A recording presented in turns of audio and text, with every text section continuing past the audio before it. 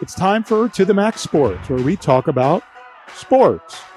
They're just two guys, Max and Drew, in a bar talking all things sports. Well, without the bar. And the beer. Wait, why aren't we in the bar?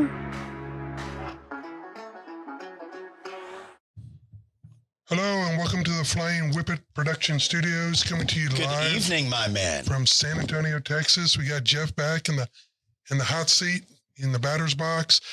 Folks, it's the show had some interesting start to it. Bob lost his keys. I'm racing from work to get down here. Jeff's got two kiddos at home. Jeff and Jeff's cold.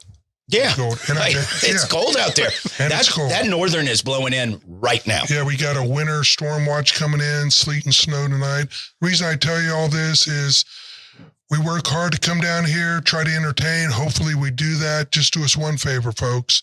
If you're watching the show, tap that little like button, hit the subscribe. It really helps get our content out there. And it's a way, really, at this point, we're not trying to be Joe Rogan or somebody, but it just helps us to let people know that they're interested in keeping this content alive. So having said that, let's jump right into the show. Oh, man, we have nothing to talk about. Nothing to talk about, man. Not the greatest 2 weekends in football sports history. Not Brian Flores, not the Washington Commanders. Not Tom Brady retires twice. What do we want to talk about? What do we want to start with? All right, let's start with, well, you got it here, show rundown. Let's start with, but guys, stay throughout the show because we're going to have some hot Super Bowl picks. You want to make some money? Stick around. You know what? Let's start with that. And let's start with why you are wearing the Bengals attire. Who dey? Who dey? Going to beat them Bengals. And who was that who picked the Bengals? If everything hadn't been such a nightmare, we would have pulled up that plug, but we can do it next week. I picked the Bengals on this very show before the playoffs began to go to the Super Bowl. I don't know what it was about them. I do think it was the belief in Burrow, coupled with the speed, team speed on defense, that I think really allowed them to hang with Kansas City, where other teams couldn't. Right. And then the second part of that is that I think Kansas City kind of shot their shot against the Bills. They did. They made their miracle in that game multiple times. I just didn't think they could have more bullets in the chamber. And they did in the first half. And if they kick that field goal at the end of the first half, maybe the whole dynamic of the second half changes. What the hell was that at the end of the first half? Terrible play call, terrible decision, just all around irresponsible play calling. That's called arrogance. You're like, we don't respect these guys. But having said that, if they do score, that could have been the dagger. So I think Andy Reid was, you can always second guess it. Would it have been a great play call if they would have scored? Would it have been talking about, oh, they should have taken a field goal? Well, so it's easy to Monday morning. No, at the end of the day, I have ongoing arguments about this. The play call wasn't a bad play call because of how it turned out. No, it's the wrong idea. Was it? I mean, to give Andy Reid a little bit of credit, what information did he have that I did not have? I mean, he has a lot of information that I don't have, but plenty. So what drove him to, and he's never going to tell us what it was. The play they ran on the previous down, where Mahomes rolled to his left, saw nothing, and just threw it straight into the ground, right? Only took 4 seconds. Well, that's the play call there, or something similar. Yeah, throwing it to like the 4-yard. You can't run something lateral. You just can't do that. Yeah. I mean, they even had a timeout left. You could have handed the ball off, run it into the line, and if you didn't get to the end zone, call timeout. But you couldn't take a 6-second play. And this is the same team that went 50 yards for a game-tying field goal in 13 seconds. Yeah. So look, that was a great game. That Bills game was one of the greats that I've ever watched in my entire life in any sport, but definitely the best NFL game. Right. And then, you kind of back it up. Or justify it, verify it, validate it with the Bengals comeback this past Sunday. That was an amazing football game, and the Rams 49ers couldn't have been much better. I honestly thought the Niners were going to hold on to that game, and if they'd had Tom Brady as their quarterback instead of Jimmy G, I think they probably win that game. But alas, look, we have a great Super Bowl matchup, and we'll certainly get into the betting lines and all of that later in our picks. Well, here's my thought on that 49er game. Yes, Jamie Dart. I just knew Jimmy G was going to F it up. It wasn't Jimmy G's fault. It wasn't. The wobbly, he can't throw the ball away. At least give him a chance. And he throws that little, who was that quarterback for the Jets that was the butt fumble? Mark Sanchez. Yeah, he did a Sanchez where he just kind of wings it up in the air. He had to make that play. It was 3rd and 12. But honestly, Jimmy G didn't win or lose that football game. Well, he would have lost the Super Bowl if he would have gotten in there. Absolutely. I didn't want to see him in there anyway. I'm just thrilled that to back up my prediction on this show, I bet the Bengals in every round. You did. Tied them in parlays with everybody in every round. And thank you, Bengals, because we're going on vacation this spring because of you. Well, I'll tell you what. I'm a Bengals fan, and I wasn't disagreeing with what you were saying. It's just I've had my heart broken so many times that I was scared to get too cocky being a fan because I'm just so excited right now. They're the Bengals. It's been 1988 when Joe Montana. Did the gargoyle just move? Well, that's a little creepy. It's been 1988 though. Oh, it's a griffin. He's right. Gargoyle, griffin. I'll never interrupt my show with you guys' conversation. Just know that. But I'm so stoked. I'm so happy. So am I. You should be. And one was 21-3. I got a new nickname. Hopefully it catches fire. His new name is Joey Believe. Okay. Joey Believe. Have you heard the other one that they're calling I've heard him? Joey Burr. Joey Burr is good because he's ice cold. It's really good. Well, how about Jim Nantz with the following in the lines of Joe Montana and Joe Theismann? God bless Jim Nantz sucks. Yeah. That is just so cheesy. The hyperbole and they overreact. And he always comes up with some sort of bizarro numeric reference. The final score of that game, the same as today, 17-14. Yeah, 17-14. It happens 5 times every weekend in the NFL. Yeah. Ugh, it drives me bananas. Anyway, whatever. I'm stoked. That game was great. Do you want to just go ahead and give our picks? Well, let's talk about the 49er game. Okay. Because he said the Bengals were going to get their asses kicked.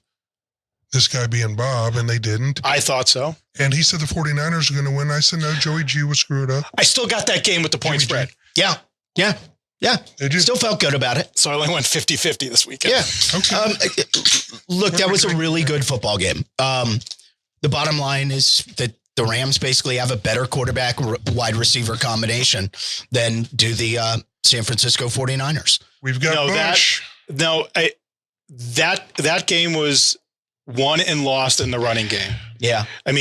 Whatever the 2 defensive coordinators who deserve trophies are the Rams defensive coordinator and the Bengals defensive coordinator. Yeah. That Bengals defensive coordinator did something at halftime. He sacrificed a small animal of some variety and adjusted amazingly well.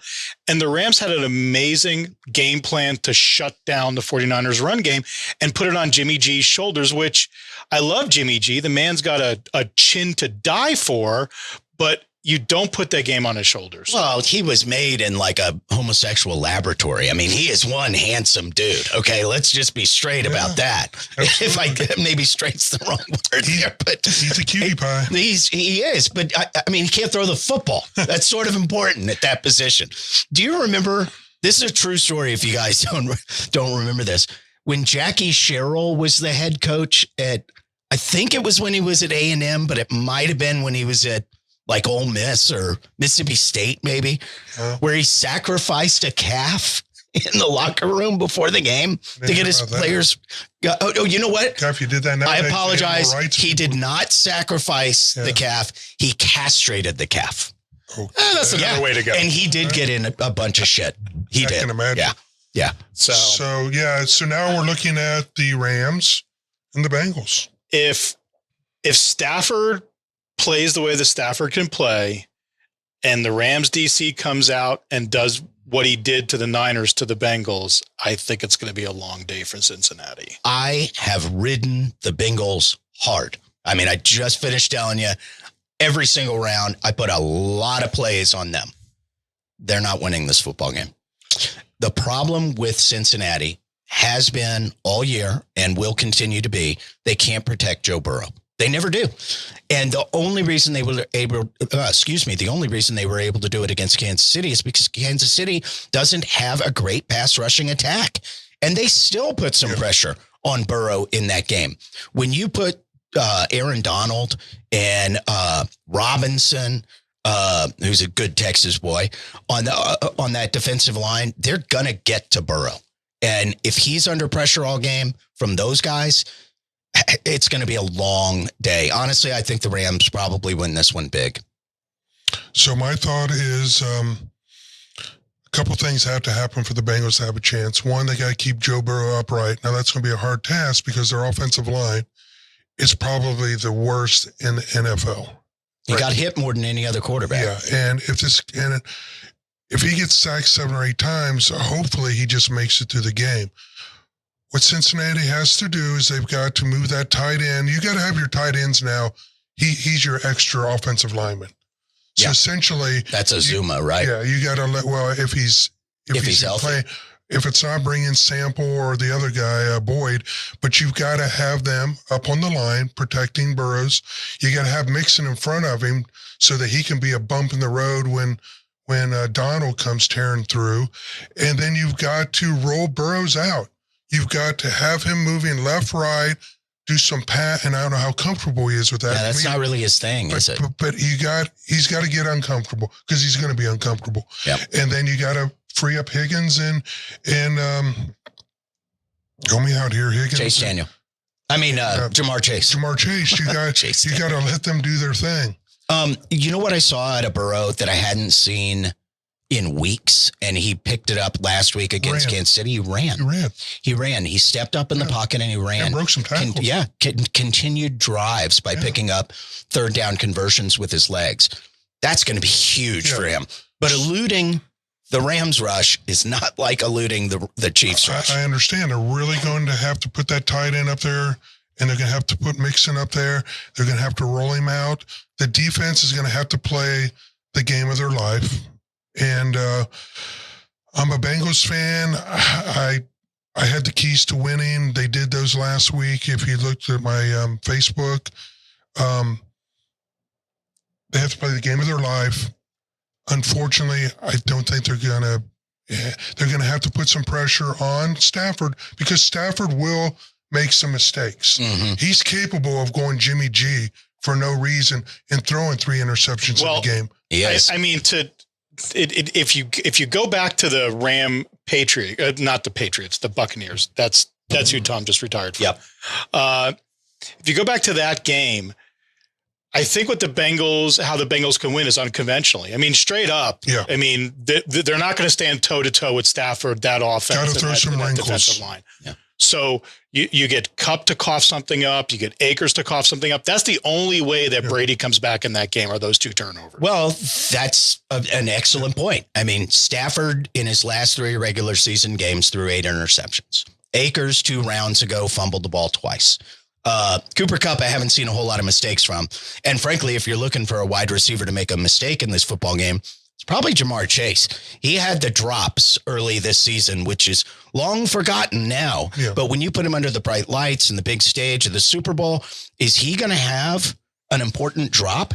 I mean, you could see him. He won a national title. You could see him He's been under the bright breaking lights. Open 35 yards downfield, Burrow putting one on his numbers and him actually dropping it, and it being the kind of game that, or the kind of play that changes the outlook of the game. Burrows has a 2.5 second release from the time he catches the ball.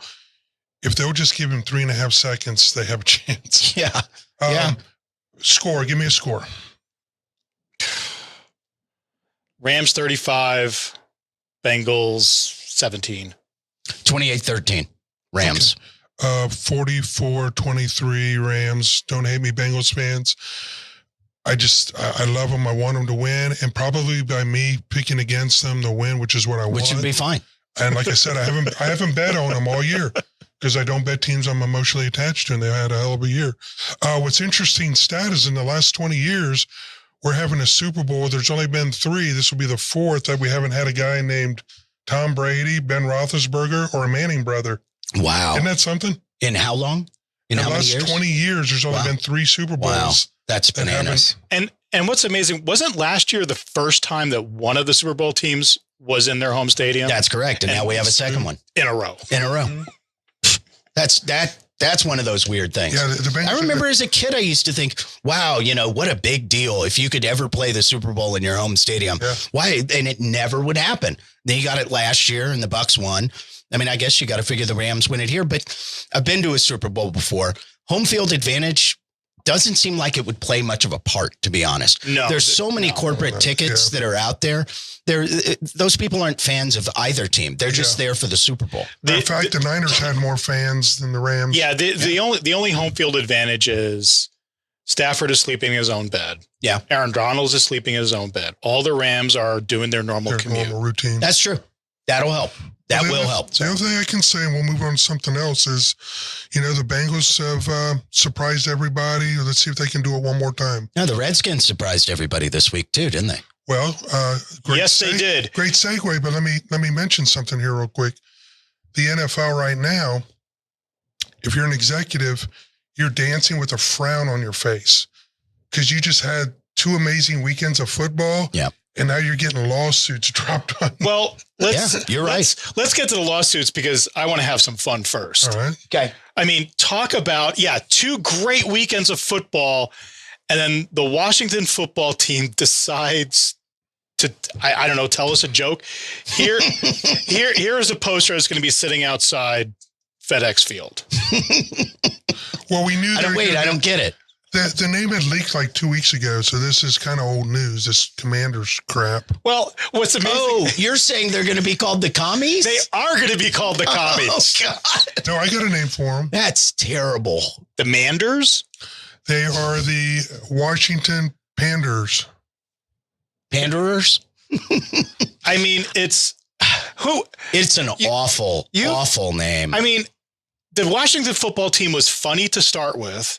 And then it kind of grew on me. And then it was kind of this interesting, kind of out of the ordinary, out of the normal. And it became kind of fun. And you've had 2 years to come up with a name. And was there anybody in the room that raised their hand? Or was it like the 21-year-old intern from like Syracuse who's sitting there in the room going, hey, guys, Commanders might be shortened to Commies, and maybe we shouldn't do that. And everyone else said, no, nobody's going to do that. Yeah. Oh, man. So this is a problem. It's been a lot longer than 2 years. I lived in Washington, D.C. from 1995 till 2001. During that time, You survived? another Washington team had to change names. The Bullets. Remember that? I remember that. And I remember the Washington Post had like a write-in for voting on what the new name ought to be. And Wizards was one of them, but you could write in. And I wrote in Woodpeckers because I figured everybody shortens the name, you could be the Woodies, you could be the Peckers. You'd sell hats like the South Carolina Gamecocks for sure, Absolutely. right? I mean, lots of merch. But they choose the Wizards, which was a terrible name, and it still is a bad name. Yeah. Go back a little further, the Toronto Raptors, also a terrible name. You come a little more into the modern era, New Orleans changed their name to the Pelicans. I mean, have we run out of things? No. It's terrible. The best one before we got here, Yes. the Seattle Kraken. Oh, yeah. Who, to their fans, play in the Crack House. They do. The Crack House. Well, yes, they do. What I That's wanted, hockey for y'all. and I thought this would be good for the Redskins to celebrate my white trash beer drinking heritage, calling the Washington Rednecks. Okay. Well, I had the solution. And by the way, Rednecks is actually pretty good. But I thought I had this solution. They should have changed to either the Warriors or the Pigskins because they could have That's kept. cool. I like pigskins. Yeah. They were the Hogs. Yeah. Right? Like would've people been dressed up like Washington pigs going. Hogs. Yeah. They could have had some fun with the it. Pigskins would have worked really Actually, good. I like that. And you could have kept the logo. Yeah. And if you'd gone to the Warriors, you could have honored, instead of using a slur like Redskin, you could have honored the Native American tradition and called them the Warriors, which they truly were. Yeah. And they blow it. And to add insult to injury, they went to the fashion designer, I think, from the American Athletic Conference, and these are their uniforms. Oh my God. Those are awful. It's like some bad USFL team from the 80s. You know? Are they going to play TSA? I think it's that. I think it's like a minor conference in college. Didn't San Antonio have a San Antonio Commanders? The San Antonio Commanders. They had some cheesy. We had a cheesy football league. Yeah, this is Yeah. 2 years plus, and this is what you come up with. I mean, Commandos would have been cooler. But well, they may go Commando. Well, the NFL has NFL's got bigger problems than names of football teams right now. They've got Gruden, who's filed a lawsuit, and those emails haven't been out in discovery yet. Yeah, Gruden's isn't as bad as Flores. Let's talk about the Flores lawsuit. What do you want to talk about with it? Because honestly, I thought he was a pretty good head coach last year. I thought he got jobbed by Miami. I think he won 7 in a row. He went 8-1 over the last nine games. Yeah, with a bad quarterback. What that tells me is there was some conflict with the front office about something we'll probably never know. Just like with David Culley in Houston, he got jobbed. I think there was some front office. Maybe so. Well, I don't know that, but maybe so. And you know who should be fired in Miami? Their general manager. Because he evaluated and took Tua Tagovailoa over Justin Herbert. Well, if the allegations in the lawsuit are right, he may not be fired, but he may find himself behind bars as the owner. Really? What's the deal there? I mean, one of the allegations that Flores is making is he was offered $100,000 per loss to tank. What? Yep. Oh, and now I have not read that. And now information is coming out that Hugh Jackson, when he was with the Browns, it was intimated that he would make some money if they tanked for draft picks. Oh, wow. That ought to revoke ownership, I would imagine. Those are federal crimes. It would. Well, definitely that, because you're essentially fixing the game, right? Yeah.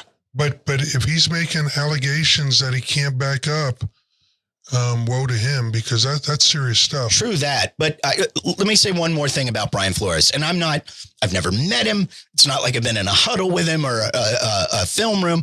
Nothing like that. It appeared from the outside as a guy who's watched the Dolphins for my whole life and watched them be crummy for most of my life. Right. Like he was finally getting his team on track. They were tough. They played good defense last year. And if they'd had a slightly more talented quarterback and running game, they might have actually had something there last year.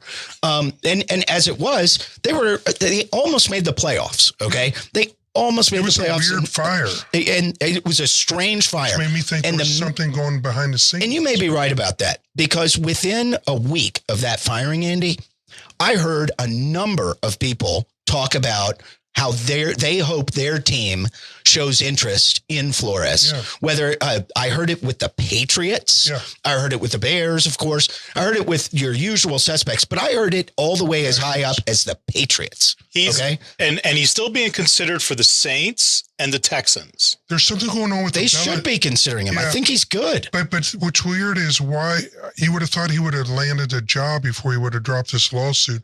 I don't know how bad that's going to hurt his stock. And did you hear about the Belichick text to him? Yes, of course. So why is Bill Belichick always in this shit? Well, I mean, Flores was on one of his staffs. I mean, I heard. But then he said joking, and he texted him back. It's all weird. Of course, he said joking. Yeah, it's. I don't know what's going on. It's going to get weird. Well, we have a problem in the NFL. Yes, and 70% of the players are black, and we have one black head coach, and it's Mike Tomlin, who's been nothing short of, I don't know, is he the best coach not named Bill Belichick over the last 15 years? And the diversity in the ownership ranks of the NFL is amazing. It's an amazing 30 shades of white. Oh my God. And you brought him up. Good for you. Look at that. But see, I thought one of the problems was the Rooney Rule was, I know it had good intentions, but we talked about this before the show. If I'm an NFL owner, you're on my radar, you're the OC for, I was going to say Dallas, but I would never hire OC from Dallas. You're the OC. Well, he's still going to be there. You're the OC for the 49ers. Right. And I got you on my radar, and I know I'm going to fire you at the end of the season because I want that OC. And then I got to bring in a person of color, waste their time with a sham interview. So it gets real difficult because the Rooney Rule said you had to interview a person of color. And I'm not an affirmative action guy. I'm a fair and equitable, but not a affirmative action. I am a full and a wholehearted believer in free enterprise. Mm-hmm. And the owner should hire who they want to be there. They shouldn't be restricted. So, but I want the NFL to give incentives for them to do the right thing and consider people honestly and transparently, as well as being honest and transparent, not just with minority coaches or minority hires, but with everybody. Whether it's a sham interview, if you're going to interview, somebody who isn't a minority, mm-hmm. be open and transparent. But at the end of the day, this is your bloody team, Mr. Billionaire, who lives in a strata that I don't live in. Mm-hmm. It's your team. You can do what you want. But if the NFL could work out some sort of incentive structure to get them to do the right thing, then maybe we get to a better place, whether it's extra draft picks, extra compensation, something that isn't the Rooney Rule, because you can't legislate morality, but you can regulate behavior. We can, but I don't think that the owners of the Miami Dolphins 3 years ago said, hey, we're going to hire Brian Flores so we can fire him in 3 years. And I don't think that any owner, I think their intentions are, this is the best guy for the team. And I understand it's just real dicey when you have such a disparity. So and something has to be figured out. I just don't know what it is. So here's where I want to step in, because I honestly don't know what the problem is, and I don't know how to fix it. I would say for me, the big problem is owners and their idiocy. Baseball wasn't integrated widely immediately after Jackie Robinson came in. It was because Jackie Robinson helped the Dodgers win the pennant that other teams went, you know what, we better get some of these black ball players because they're helping them win. Yeah. And football wasn't reintegrated until LA told the Rams back in the day, you can't play in that stadium unless your team is integrated. The Redskins, back when they were the Redskins, were told you can't play on federal land unless the NFL reintegrates. They were forced to. Yeah. They didn't want to. So I guess my point is, I'm just shocked that the NFL owners haven't figured out that having blackhead football coaches can be really good for winning. How well has Mike Tomlin done, for God's sakes? Yeah. I mean, when he was first hired, he was kind of a nobody. There was nobody who was like, Cowher's gone, oh, but we got Mike Tomlin. Yeah. Nobody knew who the hell he was. Turns out he's like the Black Bill Cowher. Yeah. I guess. Better, maybe. I don't get it. I mean, find people who are having success. Who's the former runner? Eric Bieniemy. Yeah. Why is nobody hiring Eric Bieniemy? Well, he was on Bill Belichick's staff. None of his assistants ever do well. Yeah, I mean, that is true. But like, I'll take Bieniemy on my team. What about the for Tampa Bay, the offense, the OC there? Can't remember his name. Maybe you can look it up. Tampa Bay OC. He was the quarterback for the Jacksonville Jaguars back in the day. Nah. Can't think of who that is. Why? Brian Leftwich. Oh, Byron Leftwich. Why not him? Yeah, there's another guy. Yeah. I don't know. I don't know why. And I guess the Rooney Rule it takes a hit here. But I do see that there could be a value in getting an interview, even if the person has already made up their mind. You have a chance to change it. Yep. And secondly, you get practice at doing those interviews, which is going to help you. And the rumor mill spreads that such and such, Andy Moeller, got the interview with the Bengals.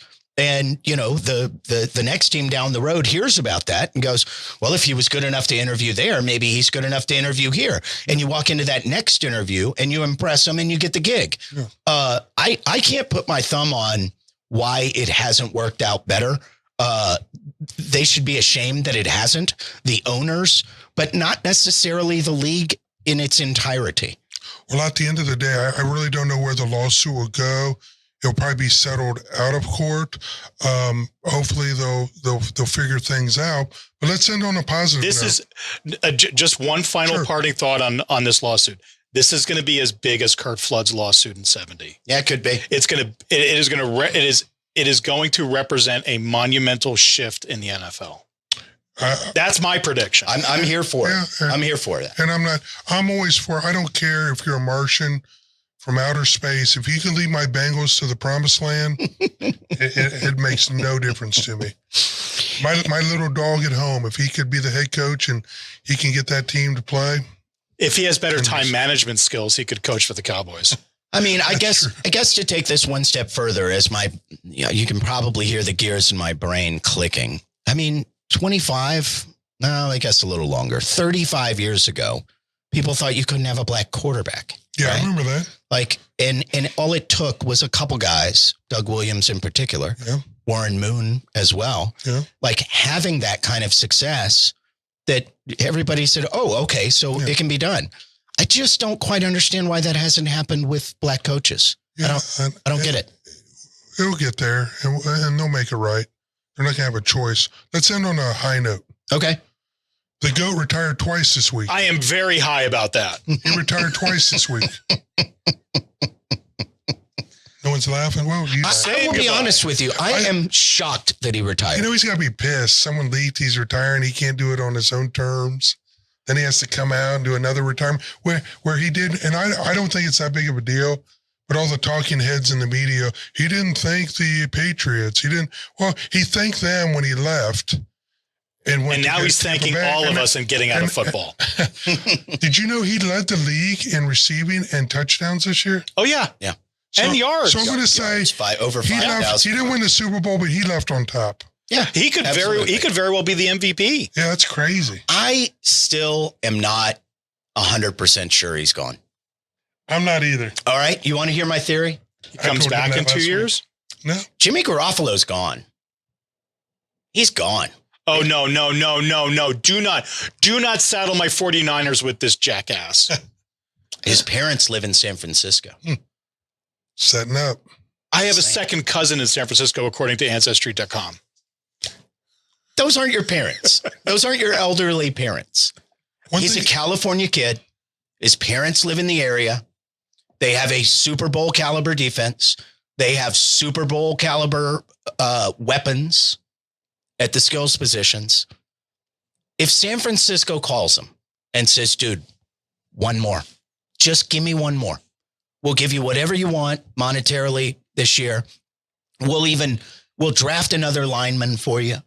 We'll get you all the help you need. One more year. Does he drag Gronk with him? Oh, count on it. They already got Kittles. Well, yeah, they got Kittle. Yeah. I will go on record. I do not want him. I do not want him. Ever the contrarian. Do you want Jimmy G? No, I want Trey Lance. I want Trey Lance. Oh, you're fucked. Oh, yeah, sorry, that's Mom. a terrible decision. Yeah. He's... You think he's ready? I am riding with John Lynch on this. The reports from John Lynch are this kid is the real deal. We've coached him up in this season, and that's the reason why we kept him out of the games when we didn't have to have him in there. I am riding with John Lynch. John Lynch is my hero. He can come on the show whenever he wants. I just want to follow. Yeah. I want to follow his take here. Yeah. I want to start a second-year guy who's looked like crap the couple of times he's played because I don't want the GOAT on my squad for one season to take me to a Super Bowl. Is that the take? Yep.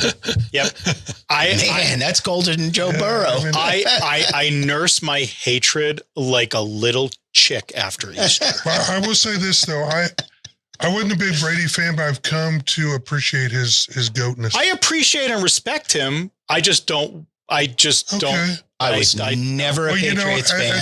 At some point, he is 44. So go with your guy. He's going to tank.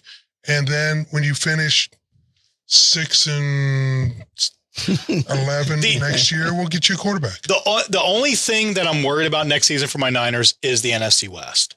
Oh, it's stout. Cardinals, Rams.